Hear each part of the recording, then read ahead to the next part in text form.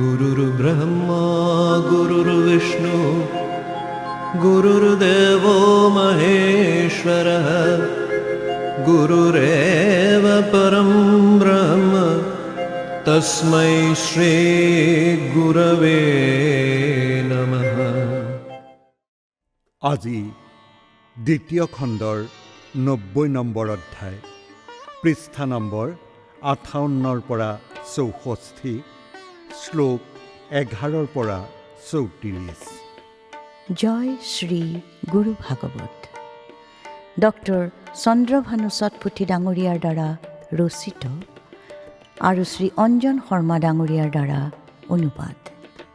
শ্ৰী গুৰু ভাগৱত। আজি আমি গুৰু প্ৰাৰ্থনা কৰোঁ আহক। তব কৃপাৰে হে মহান, ভক্তই লভে দিব্য জ্ঞান, তুমি ভক্তৰ চিৰং সংগী, ভক্তাত্মা ৰথৰ সাৰথী। হে মহান, আপোনাৰ কৃপাৰে ভক্তই দিব্য জ্ঞান লাভ কৰিব পাৰে। আপুনি ভক্তৰ বাবে চিৰসংগী তথা ভক্তৰ আত্মাৰূপী ৰথৰ সাৰথী। ভক্তগণৰ পাপ পুণ্য প্ৰতিক্ষণে তোমাৰ জ্ঞাত, ইচ্ছা কৰম চিত্ৰবৃত্তি তোমাৰ জ্ঞাত দিনে প্ৰতি। ভক্তসকলৰ পাপ আৰু পুণ্যৰ বিষয়ে হে শ্ৰীগুৰু আপুনি প্ৰতিক্ষণে জ্ঞাত। ভক্তৰ ইচ্ছা কৰ্ম আৰু চিত্তবৃত্তিও আপোনাৰ সৰ্বদাই জ্ঞাত। শুদ্ধ ভক্তি পথেৰে গ'লে স্বৰূপৰ দৰ্শন মিলে, জীৱন হ'লে সমৰ্পিত প্ৰভু দৰ্শন হয় প্ৰাপ্ত।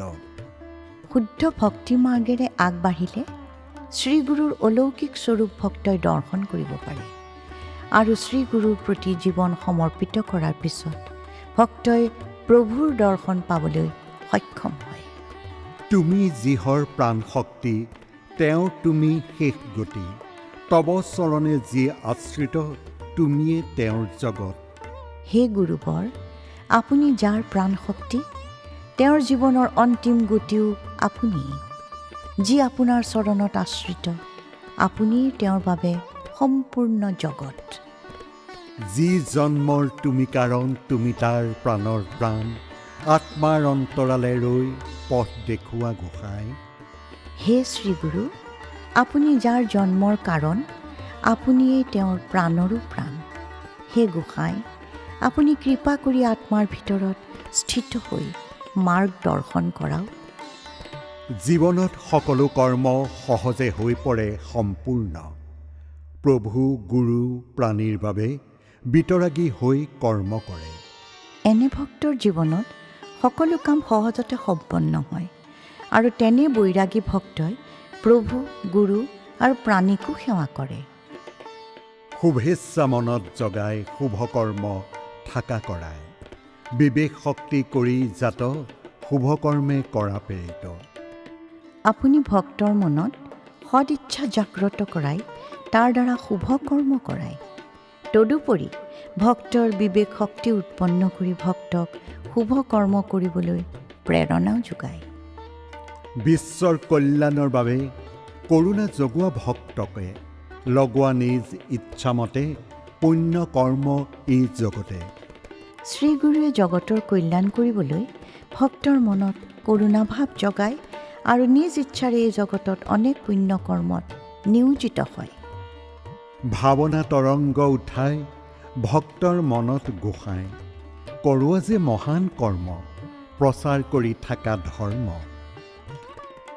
আপুনি ভক্তৰ মনত ভাৱনাৰ তৰংগ সৃষ্টি কৰি তেওঁলোকৰ দ্বাৰা মহান কৰ্ম কৰোৱাৰ লগতে ধৰ্মৰ প্ৰচাৰো কৰায়।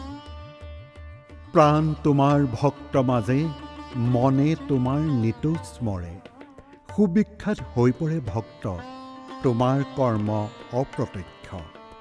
হে গুৰুবৰ, বাস্তৱিকতে আপোনাৰ প্ৰাণ সেইসকল ভক্ততে নিমজ্জিত হৈ থাকে আৰু আপোনাৰ মন সদায় আকুলিত হৈ ভক্তবৃন্দৰ স্মৰণ কৰি থাকে।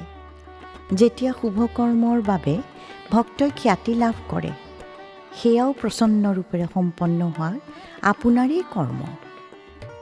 যি তোমাৰ পাত্ৰ কৃপাৰ, সিজনক কৰা নিজৰ, মনত শুদ্ধ বুদ্ধি দিয়া, তাৰ কৰ্ম উজু কৰোৱা।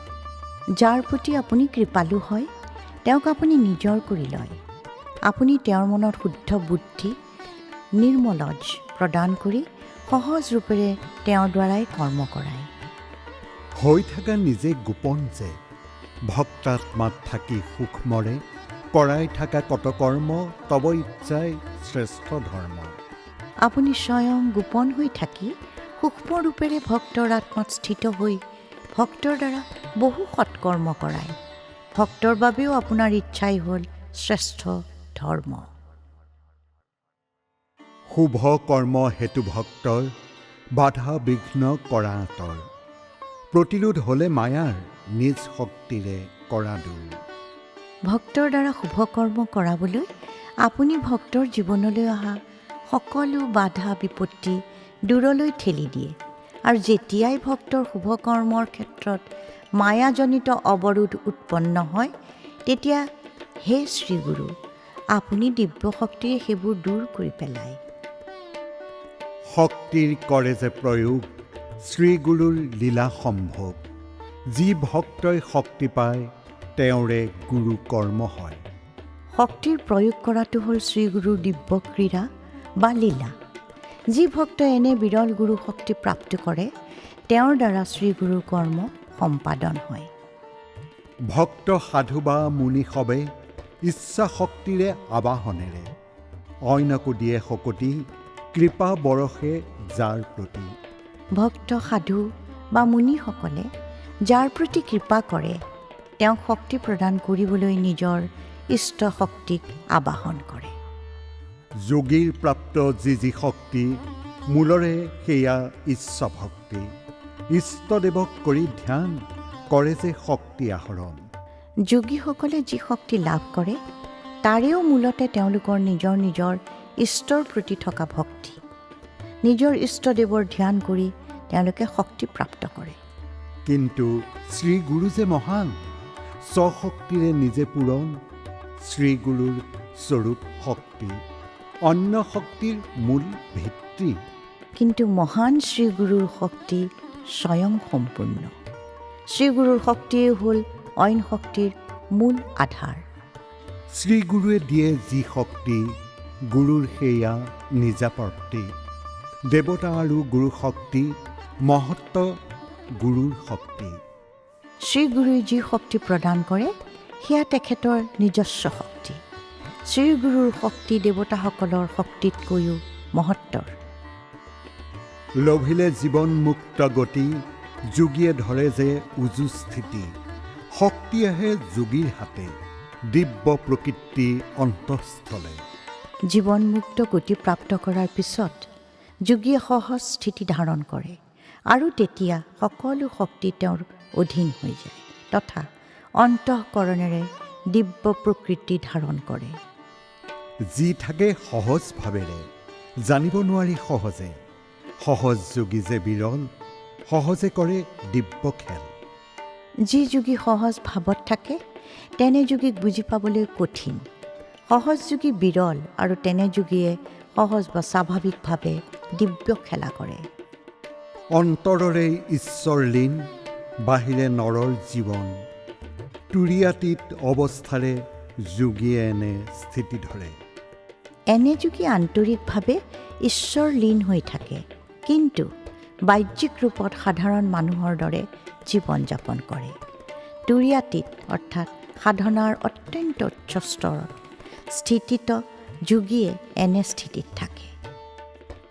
বাহ্যৰূপে নৰৰ দৰে, নৰহৰি আত্মৰূপেৰে। অলৌকিক কৰ্ম সম্ভৱে, প্ৰভুৰ নিয়ম আদৰে। যদিও বাহ্যিক ৰূপত তেনে যোগীক সাধাৰণ মানুহ বুলি ভাৱ হয়, আন্তৰিক ৰূপত কিন্তু নৰহৰি তেওঁৱেই। এনে যোগীয়ে প্ৰভুৰ নিয়ম আদৰপূৰ্বক পালন কৰি থকাৰ লগতে অলৌকিক কৰ্ম সম্পন্ন কৰে। পৰামুক্ত এবাৰ হ'লে, যোগী সহজ ভাৱ ধৰে। নৰৰ সতে নৰভাৱ, অন্তৰে শিৱাত্মা স্বভাৱ। এবাৰ পৰামুক্ত অৰ্থাৎ মুক্তিৰ ঊৰ্ধ্বৰ স্থিতি হোৱাৰ পিছত যোগীয়ে সহজ ভাৱ ধাৰণ কৰে। হৃদয়ত শিৱাত্মা স্থিত হোৱা স্বত্তেও সাধাৰণ মানুহৰ সৈতে সাধাৰণ মানুহৰূপেই ব্যৱহাৰ কৰে। চৰিত্ৰ শ্ৰী সদ্গুৰুৰ দেৱতাৰো যে অগোচৰ, শ্ৰীগুৰু বিষয়ৰ জ্ঞান গুৰুৱেহে দিব সক্ষম। সৎগুৰুসকলৰ চৰিত্ৰ দেৱতায়ো বুজি নাপায়। বাস্তৱিকতে শ্ৰীগুৰুৱেহে শ্ৰীগুৰু সম্পৰ্কে জ্ঞান দিবলৈ সমৰ্থ। আজিলৈ আমি ইমানতে সামৰিলোঁ। অহা খণ্ডত পুনৰাই লগ পাম। জয় শ্ৰী গুৰু ভাগৱত।